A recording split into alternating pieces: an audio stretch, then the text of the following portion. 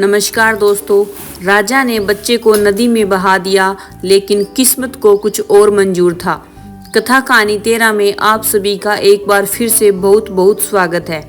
यहाँ हम लेकर आते हैं ऐसी प्रेरणादायक और रोचक कहानियाँ जिनमें छुपा होता है जीवन का गहरा संदेश।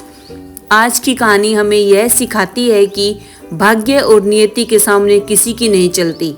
मनुष्य चाहे कितना भी प्रयास कर ले, लेकिन जो विधाता ने लिखा है वही होकर रहता है।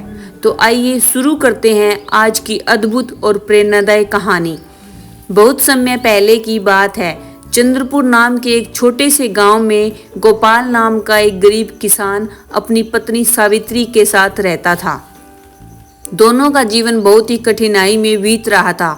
कई बार तो उन्हें 2 वक्त की रोटी भी मुश्किल से मिल पाती थी। कई वर्षों तक उनकी कोई संतान नहीं हुई, लेकिन एक दिन उनके घर खुशियों का सवेरा आया और सावित्री ने एक पुत्र को जन्म दिया। अपने बच्चे को देखकर दोनों की खुशी का ठिकाना नहीं रहा। गोपाल मुस्कुराकर बोला, देखो सावित्री, इसकी नाक बिल्कुल तुम्हारी तरह है। सावित्री हंसते हुए बोली, बस करो गोपाल, अभी से ताने मार रहे हो, यह तो हमारा चांद है। दोनों अपने बच्चे को देखकर खुश हो रहे थे कि तभी उनके दरवाजे पर एक साधु आ पहुंचे। भिक्षा देही, भिक्षा देही।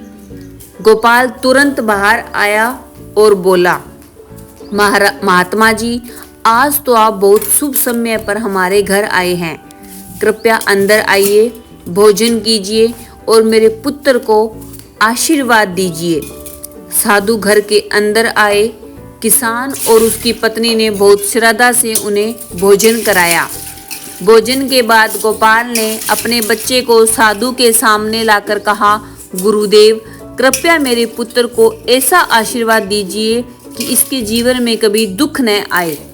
साधु ने जैसे ही बच्चे को देखा, उनकी नज़र उसके हाथ पर बने एक नीले निशान पर पड़ी। कुछ देर सोचने के बाद उन्होंने कहा, बेटा, तुम्हारा पुत्र बहुत भाग्यशाली है। इसके हाथ का यह निशान बताता है कि यह 25 वर्ष की आयु में एक नगर का राजा बनेगा। किसान हैरान रह गया। महाराज, यह कैसे संभव है? मैं तो एक गरीब किसान हूँ। साधु मुस्कुराए और बोले, यह सब पिछले जन्म के पुण्यों का फल है। 25 वर्ष बाद इस नगर के राजा की पुत्री से इसका विवाह होगा और यह राजा बनेगा। यह सुनकर किसान और उसकी पत्नी बहुत खुश हुए, लेकिन यह बात जल्दी पूरे गांव में फैल गई। उसी समय उस राज्य का राजा विक्रम सिंह शिकार खेलने जंगल गया हुआ था। जंगल में उसकी मुलाकात उसी साधु से हुई। साधु ने राजा से भी वही भविष्यवाणी दोहरा दी। यह सुनकर राजा क्रोधित हो गया। उसने मन में ठान लिया कि वह किसी गरीब किसान के बेटे को अपना दामाद नहीं बनने देगा। अगले ही दिन राजा ब्राह्मण का वेश बनाकर किसान के घर पहुंचा। उसने किसान से कहा, तुम्हारे बच्चे पर 25 वर्षों तक मृत्यु का खतरा है। अगर तुम इसे किसी और को दे दो तो इसका जीवन बच सकता है। भोले किसान ने उसकी बातों पर विश्वास कर लिया और अपना बच्चा उसे सौंप दिया। राजा बच्चे को लेकर नदी किनारे गया।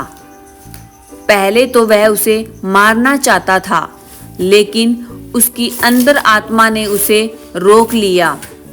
आखिरकार उसने बच्चे को एक संदूक में बंद किया और नदी में बहा दिया।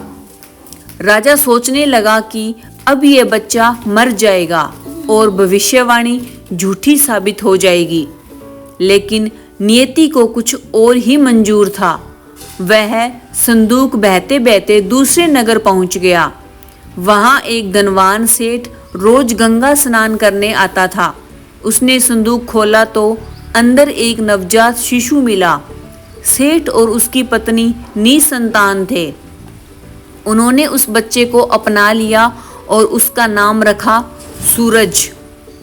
समय बीतता गया और सूरज बड़ा होकर एक बहादुर और बुद्धिमान युवक बन गया।